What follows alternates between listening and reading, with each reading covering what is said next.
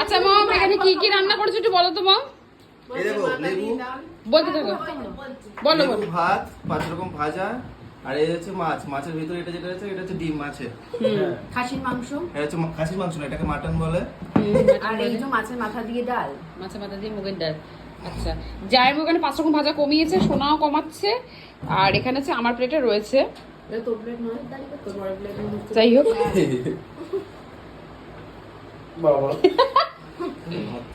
এখানে হচ্ছে গিয়ে মাছের মাথা দিয়ে মুগের ডাল, এখানে হচ্ছে গিয়ে মাটন, এখানে হচ্ছে গিয়ে এটা মাছের মাথা দিয়ে মুগের ডাল, আর এই প্লেটটা এখানে হচ্ছে 5 রকম ভাজা।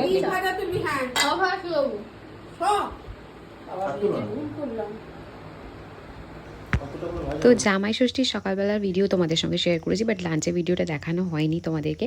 তো চলো তোমাদেরকে দেখাই আজকে জামাই ষষ্ঠীর দিন দুপুরবেলাতে মম কী কী রান্না করেছিল আমাদের জন্য। তো এখানে 5 রকম ভাজার মধ্যে রয়েছে হচ্ছে কি ঢ্যাঁড়স ভাজা, কাঁকরোল ভাজা, বেগুন ভাজা, কুমড়ো ভাজা, আলু ভাজা, মাছ ভাজা।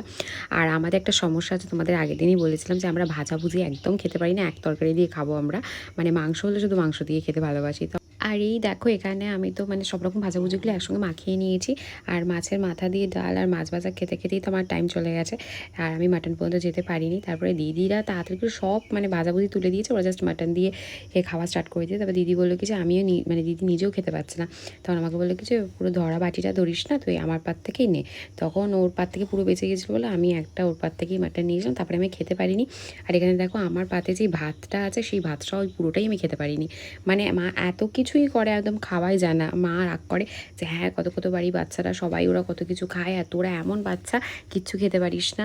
আমি নিয়মের জন্য সবসময় তো আমাকে করতেই হয় ভাজাভুজিগুলো, কিন্তু মানে আমি যেটুকুনি মাখিয়েছি আমি এখানে এটাও খেতে পারিনি, চাটনি পাঁপড়ও আমি খেতে পারিনি, শুধু গিয়ে কোল্ড ড্রিঙ্কস খেয়েছি, তারপরে আর মিষ্টি টিষ্টি কিছুই খেতে পারিনি, মানে এত পেট ভর্তি হয়ে গেছে। তারপর দেখো বিকেলবেলাতে একটা পার্সেল ছিল ইয়ারবাড, তো সেটা এসে গিয়েছিলো। আর তারপরে সন্ধ্যাবেলাতে মামা আমাদেরকে টাকা দিয়ে বলেছিল বাজারে যেতে, যে তোরা কি মাছ ভালোবাসিস সেই অনুযায়ী তোরা নিয়ে, কারণ রুই কাতলা তো আমরা খেতেই চাই না, একদম ভালোই বাসি না, মানে খেতে খেতে আমার একদম ভালো লাগে না রুই কাতলা।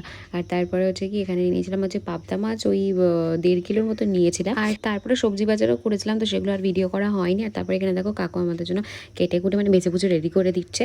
আর তারপরে দিদি বলেছিল কি তাড়াতাড়ি আসতে বাড়িতে, কারণ হচ্ছে কি দিদি কি আমাদের জন্য সারপ্রাইজ প্ল্যান করেছিল বলেছিল। তো চলো যাই বাড়িতে গিয়ে দেখি দেখো এরা এখানে লুডো খেলতে বসে গেছে, আর সবাই মিলে ওরা লুডো খেলছে। আমি তো লুডো খেলতে পারি না, তার জন্য আমি ওদের সঙ্গে পার্টিসিপেট করিনি।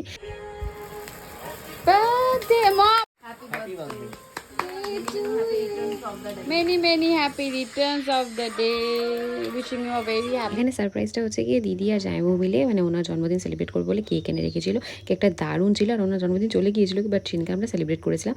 আর বাবা আর মা মিলে ওনাকে ওই গেঞ্জিটা গিফট করেছিল জন্মদিনে। আর দেখো মম এখানে জন্মদিন উপলক্ষে এখানে পায়েস বানিয়েছে, আর যেটা মম প্রত্যেক বছরই বানিয়ে থাকে। আর মম বলেছিল যে বার্থডের জন্য মানে রাত্রিবেলাতে বিরিয়ানি বানাবে, বাট আমাদের কারোর পেটে এইটুকুনি জায়গা নেই যে আমরা বিরিয়ানি খাবো। তো মমকে বললাম প্লেন ভাত আর মাটন করো। আর এখানে ওনার জন্য বানিয়েছিল লুচি, আর সোনার জন্য লুচি বানিয়েছিল। আর আমরা এখানে নিয়ে এসেছি সবাই ভাত খেতে ভালোবাসি, তার জন্য সবাই ভাত নিয়ে নিয়েছিলাম, আর মাটন নিয়ে নিয়েছিলাম, আমার সঙ্গে নিয়েছিলাম স্প্রাইট। ওবেলার খাওয়াই হজম করতে পারিনি। তো এই ছিল আমাদের জামাই ষষ্ঠীর লাঞ্চের ভিডিও। দেখা হচ্ছে নেক্সট ভিডিও, টাটা।